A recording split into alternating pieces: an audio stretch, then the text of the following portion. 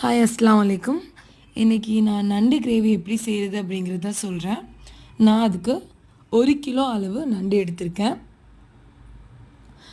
நண்டு செய்கிறதுக்கு முதல்ல நம்ம ஒரு தனியாக மசாலா அரைக்க போகிறோம். அதுக்கு பேனில் கொஞ்சோண்டு எண்ணெய் விட்டுட்டு 12 வரமிளகாய் எடுத்திருக்கேன். உங்களோட காரத்துக்கு ஏற்ற மாதிரி நீங்கள் மிளகாவோட அளவை கூட்டலாம் குறைக்கலாம்.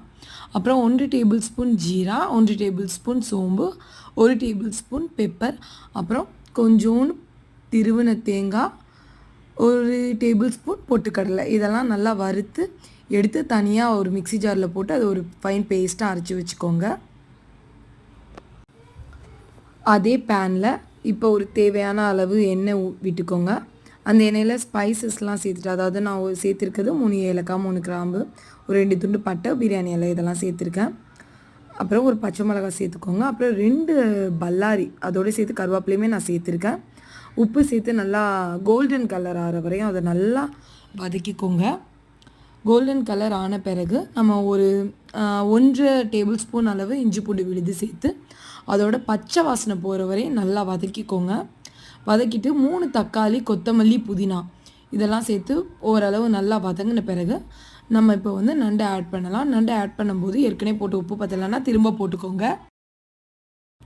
நண்டு சேர்த்த பிறகு நம்ம ஒரு மசாலா பேஸ்ட் அரைச்சோம் இல்லையா, அந்த பேஸ்ட்டையும் இதில் ஆட் பண்ணிக்கோங்க.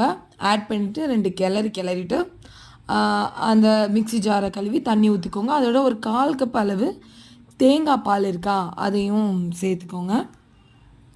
நண்டு மூழ்கிற அளவுக்கு நம்ம தண்ணி ஊற்றி வச்சிடணும். எப்போதுமே நண்டு மூழ்கிற அளவுக்கு தண்ணி ஊற்றி வச்சுட்டு அது வேக வச்ச பிறகு எக்ஸ்ட்ரா கிரேவி இருந்துச்சுன்னா அதை நம்ம வற்ற விட்டுக்கலாம். நான் இன்றைக்கி தண்ணி மூழ்கிற அளவுக்கு, அதாவது நண்டு மூழ்கிற அளவுக்கு தண்ணி ஊற்றிட்டு அதை மூடி வச்சுட்டு ஒரு கொதித்த பிறகு அதை ஒரு 15 நிமிஷம் சிம்மில் நல்லா வேக வச்சுட்டேன். அப்புறம் நான் திறந்தப்போ கொஞ்சம் எக்ஸ்ட்ரா கிரேவி இருந்துச்சு, அதையும் ஹை ஃப்ளேமில் வச்சு வரல விட்டுட்டேன். வரல விட்டால் தான் ரொம்ப டேஸ்ட்டாக இருக்கும் கிரேவி. இந்த மெத்தடில் நீங்கள் ட்ரை பண்ணி பாருங்கள். அது டெஃபினட்டாக ரொம்ப டேஸ்ட்டாக இருக்கும். தேங்க்யூ.